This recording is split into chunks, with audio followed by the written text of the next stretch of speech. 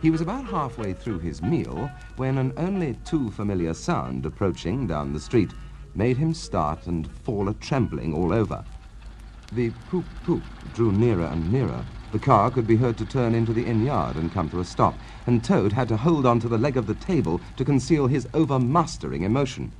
Presently, the party entered the coffee-room, hungry, talkative, and gay, voluble on their experiences of the morning and the merits of the chariot that had brought them along so well.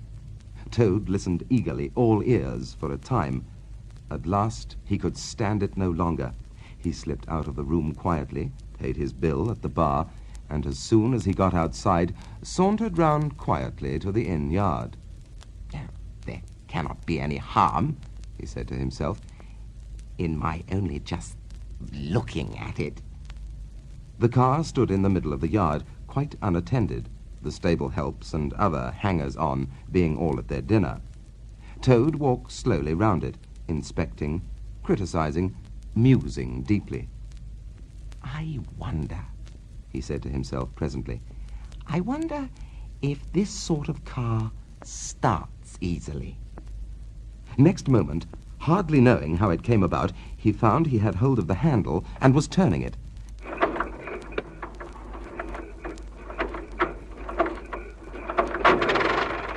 As the familiar sound broke forth, the old passion seized on Toad and completely mastered him body and soul.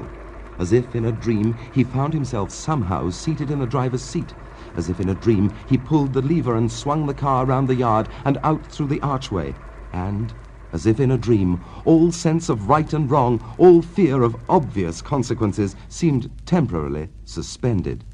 He increased his pace, and as the car devoured the street and leapt forth on the high road through the open country, he was only conscious that he was Toad once more, Toad at his best and highest, Toad the terror, the traffic queller, the lord of the lone trail, before whom all must give way or be smitten into nothingness and everlasting night.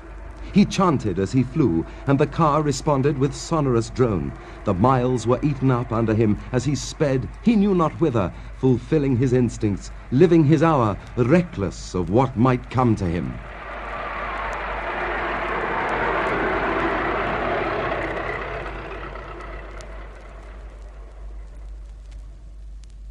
"To my mind," observed the chairman of the bench of magistrates cheerfully, "the only difficulty that presents itself in this otherwise very clear case, how we can possibly make it sufficiently hot for the incorrigible rogue and hardened ruffian whom we see cowering in the dock before us. Let me see. He has been found guilty on the clearest evidence, first, of stealing a valuable motor car, secondly, of driving to the public danger, and thirdly, of gross impertinence to the rural police. Mr. Clerk, will you tell us, please, what is the very stiffest penalty we can impose for each of these offences, without, of course, giving the prisoner the benefit of any doubt, because there isn't any?" The clock scratched his nose with his pen. "Some people would consider," he observed, "that stealing a motor car was the worst offence, and so it is. But cheeking the police undoubtedly carries the severest penalty, and so it ought. Supposing you were to say 12 months for the theft, which is mild, and 3 years for the furious driving, which is lenient, and 15 years for the cheek, which was pretty bad sort of cheek, judging by what we've heard from the witness box, even if you only believe 1/10 part of what you heard, and I never believe more myself. Those figures, if added together correctly, tot up to 19 years.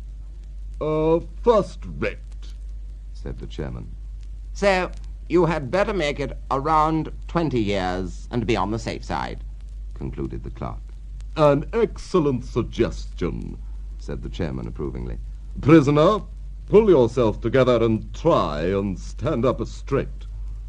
It's going to be 20 years for you this time, and mind, if you appear before us again upon any charge whatever, we shall have to deal with you very seriously." Then the brutal minions of the law fell upon the hapless Toad, loaded him with chains, and dragged him from the courthouse, shrieking, praying, protesting, across the marketplace, where the playful populace, always as severe upon detected crime as they are sympathetic and helpful when one is merely wanted, assailed him with jeers, carrots, and popular catchwords. Past hooting school children, their innocent faces lit up with the pleasure they ever derive from the sight of a gentleman in difficulties.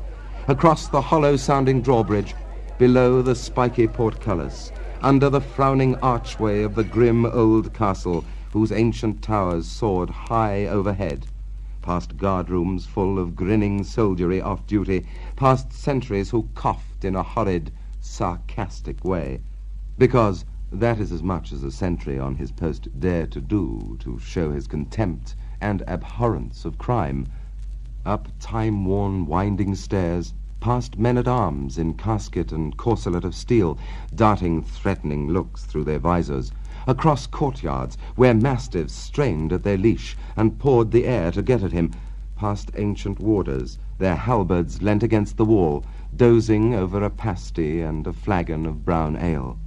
On and on, past the rack chamber and the thumbscrew room, past the turning that led to the private scaffold, till they reached the door of the grimmest dungeon that lay in the heart of the innermost keep. There at last they paused, where an ancient jailer sat fingering a bunch of mighty keys. "Odds bodkins," said the sergeant of police, taking off his helmet and wiping his forehead. "Rouse thee there, old loon, and take over from us this vile Toad, a criminal of deepest guilt and matchless artfulness and resource. Watch and ward him with all thy skill, and mighty well, greybeard. Should aught untoward befall, thy old head shall answer for him. And a murrain on the both of 'em." The jailer nodded grimly, laying his withered hand on the shoulder of the miserable Toad.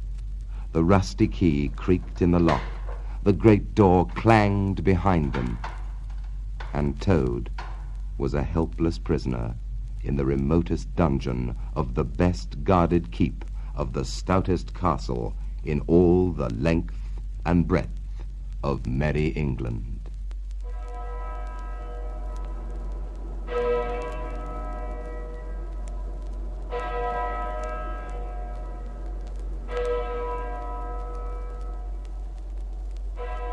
When Toad found himself immured in a dank and noisome dungeon, and knew that all the grim darkness of a medieval fortress lay between him and the outer world of sunshine and well-metalled high roads where he had lately been so happy, disporting himself as if he had bought up every road in England, he flung himself at full length on the floor and shed bitter tears and abandoned himself to dark despair. This is the end of everything. At least, it is the end of the career of Toad, which is the same thing. The popular and handsome Toad, the rich and hospitable Toad, the Toad so free and careless and debonair. How can I hope to be ever set at large again, who have been imprisoned so justly for stealing so handsome a motor car in such an audacious manner, and for such lurid and imaginative cheek bestowed upon such a number of fat, red-faced policemen?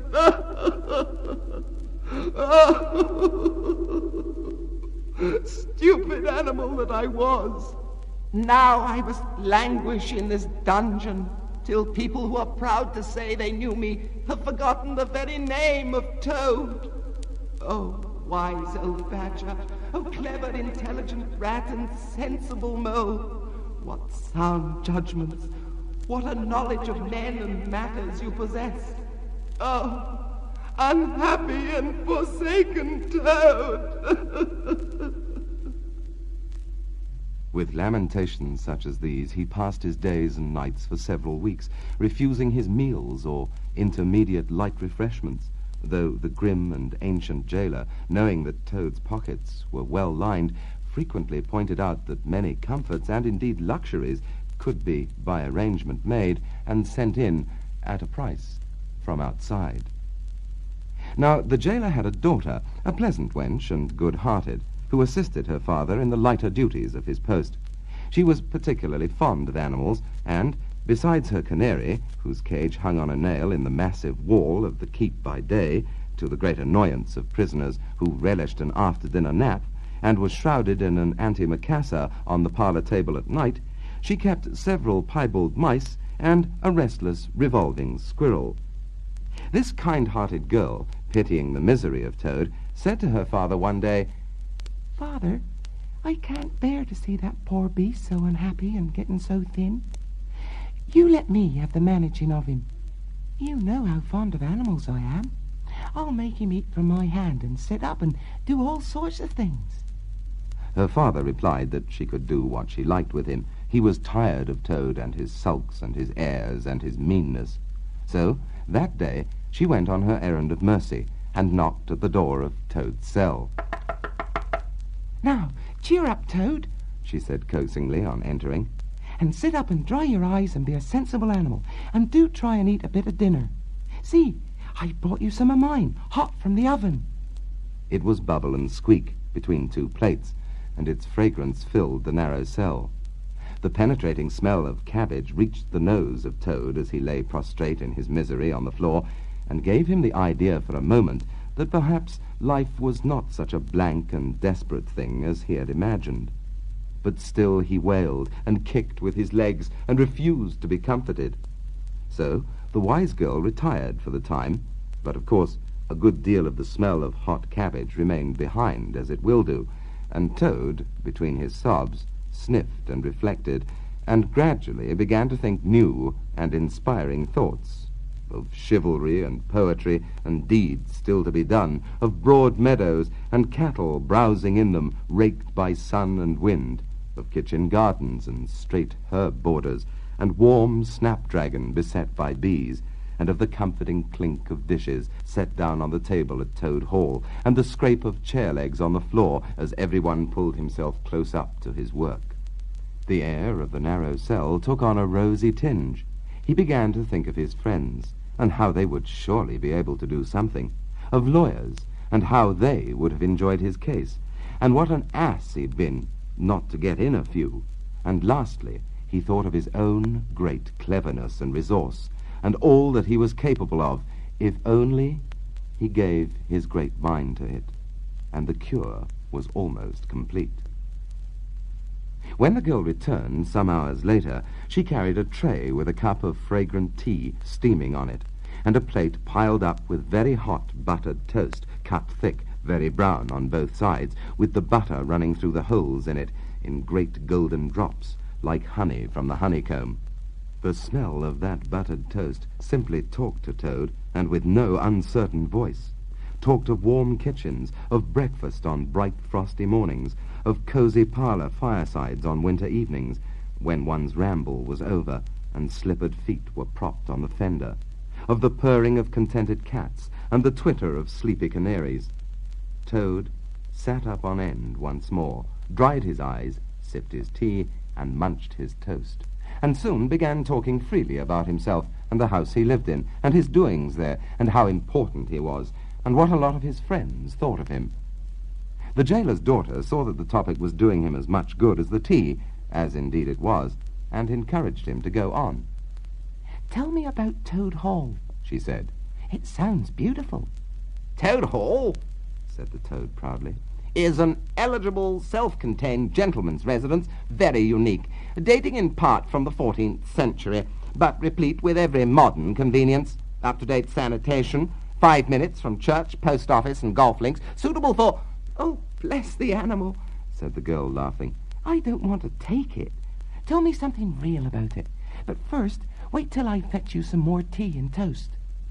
She tripped away, and presently returned with a fresh trayful, and Toad, pitching into the toast with avidity, his spirits quite restored to their usual level, told her about the boat-house and the fish-pond and the old walled kitchen garden, and about the pigsties and the stables, and the pigeon-house and the hen-house, and about the dairy and the wash-house and the china cupboards and the linen presses. She liked that bit especially, and about the banqueting hall and the fun they had there when the other animals were gathered round the table, and Toad was at his best, singing songs, telling stories, carrying on generally. Then she wanted to know about his animal friends, and was very interested in all he had to tell her about them, and how they lived, and what they did to pass their time. Of course, she did not say she was fond of animals as pets, because she had the sense to see that Toad would have been extremely offended. When she said good night, having filled his water jug and shaken up his straw for him, Toad was very much the same sanguine, self-satisfied animal that he had been of old.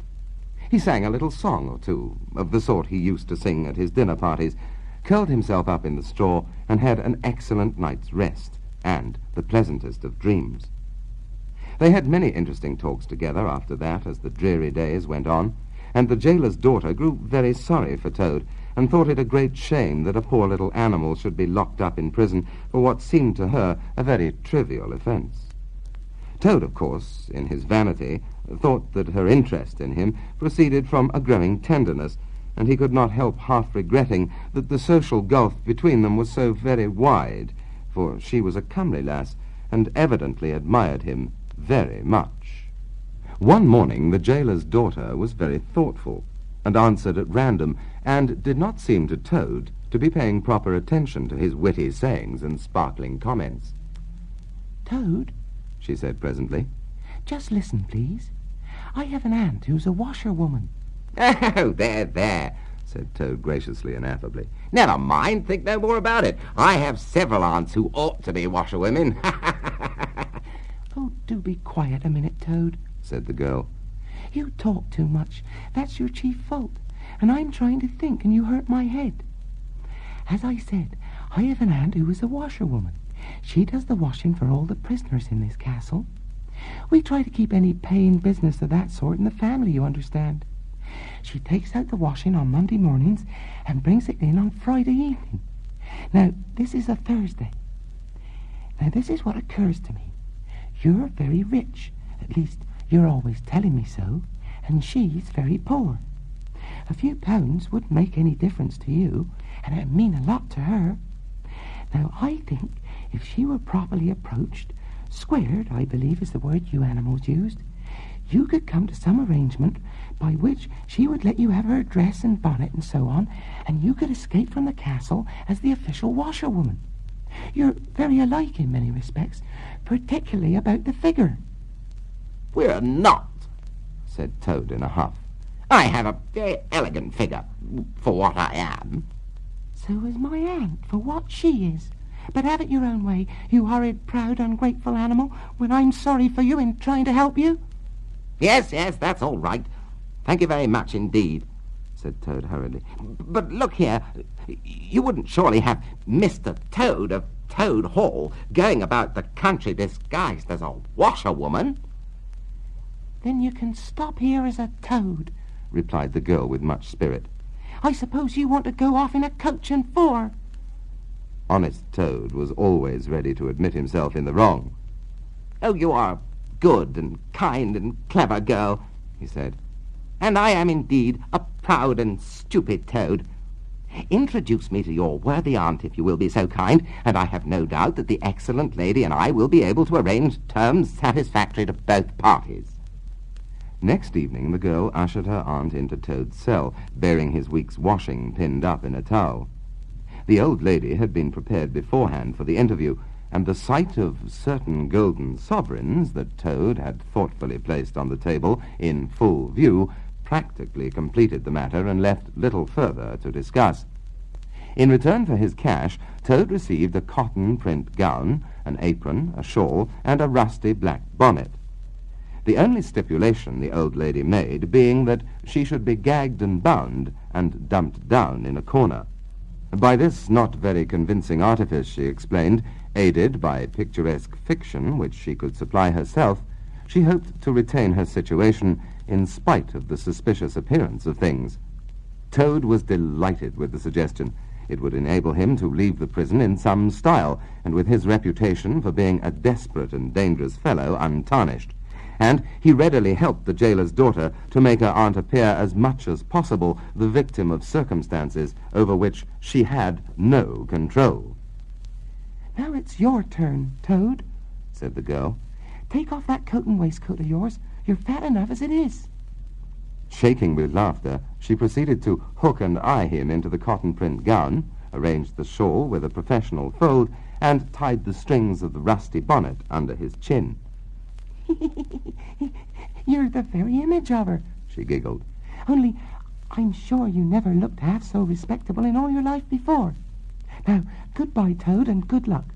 Go straight down the way you came up, and if anyone says anything to you, as they probably will, but being men, you can chaff back a bit, of course.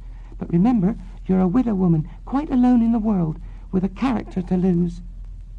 With a quaking heart, but as firm a footstep as he could command, Toad set forth cautiously on what seemed to be a most harebrained and hazardous undertaking. But he was soon agreeably surprised to find how easy everything was made for him, and a little humbled at the thought that both his popularity and the sex that seemed to inspire it were really another's. The washerwoman's squat figure, in its familiar cotton print, seemed a passport for every barred door and grim gateway. Even when he hesitated, uncertain as to the right turning to take, he found himself helped out of his difficulty by the warder at the next gate, anxious to be off to his tea, summoning him to come along sharp and not keep him waiting there all night. The chuff and the humorous sallies to which he was subjected, and to which, of course, he had to provide prompt and effective reply, formed indeed his chief danger, for Toad was an animal with a strong sense of his own dignity, and the chuff was mostly, he thought, poor and clumsy, and the humour of the sallies entirely lacking. However, he kept his temper, though with great difficulty, suited his retorts to his company and his supposed character, and did his best not to overstep the limits of good taste. It seemed hours before he crossed the last courtyard, rejected the pressing invitations from the last guardroom, and dodged the outspread arms of the last warder, pleading with simulated passion for just one farewell embrace. But at last he heard the wicket gate in the great outer door click behind him, felt the fresh air of the outer world upon his anxious brow, and knew that he was free. Dizzy with the easy success of his daring exploit, he walked quickly towards the lights of the town, not knowing in the least what he should do next, only quite certain of one thing, that he must remove himself as quickly as possible from a neighborhood where the lady he was forced to represent was so well known and so popular a character.